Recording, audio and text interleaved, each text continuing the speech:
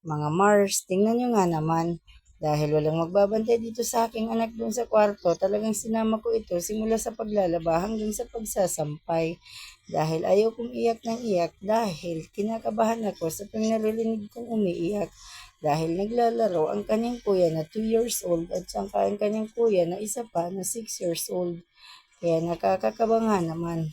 Iniisip ko baka ito'y maapakan o kaya naman ay tamaan ng kung ano-anong mga laruan na kanilang pinaghahagis o pinagbababato. Kaya napagpasyahan ko na ito ay isama na lang. Kung kaya ayan, ginawa kong parang duyan na nakasabit sa aking katawan ang aking blazer at nilagay ko nga dito ang aking baby bunso. Ayan nga pala guys.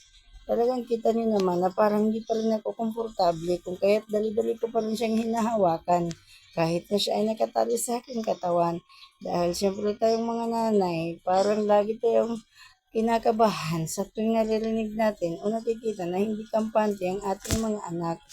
Oo, dahil naranasan ko na kung gaano kasakit nang mawala ng isang anak. Kaya kahit kumakain ako, naglalaba, o kagaya nga niya na nagsasampay, ay kung pwede isasama ko ang aking anak ay gagawin ko. Hindi ko nga lang ito na isasama pag ako'y nagsi-CR kasi talagang hindi naman pwede dahil maamoy niya ito. Pero halos lahat ng gawaing bahay kasama ko yan. Kalong-kalong ko yan.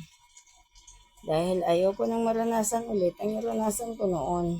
Nung makita kong nag-aagaw buhay noon ng aking anak ay kung pwede ko lang ipalit ang aking buhay ay gagawin ko. Oo, ganun talaga ang mga nanay. Sa mga nanay na nakakapanood, alam nila yan na talagang ganun katindi magmahal ang mga ina. Opo, napakatindi magmahal ang mga ina. Handa nilang itaya o isugal ang kanilang buhay para sa kanilang mga anak. Oo, mga anak. Kaya sa lahat ng mga anak na nakakarinig o nakakanood nito, ay huwag kayong pasaway sa inyong mga magulang. Dahil ang mga magulang ay handang gawin ang lahat para sa inyo. Lalong-lalo na ang inyong ina. Dahil yan yung naghihirap sa inyo simula sa umpisa. Mula nung kayo ipaglihi hanggang ipanganak at hanggang sa inyong paglaki. Dahil di naman biro ang magpalaki ng isang anak. Dahil unang-una, pag sila'y maliit pa lamang, ay ito ang aking kasabihan. Pag baby pa lamang ang isang bata o kaya isang gol, ay ang tawag ko dito ay kahalik-halik o kalambing-lambing. At pag ito'y tumatakbo na nagkaedad na ng 2 pataas, ito naman ay kainis-inis. At pag ito naman ay nagkaedad ng 7 pataas, sila na kapalo-palo. At pag ito naman ay lumagpas na sa ganoong edad, ay sila na nakaka-stress o madidepress na ang kanilang mga ina dahil sa sobrang kakulitan at pagkapasaway.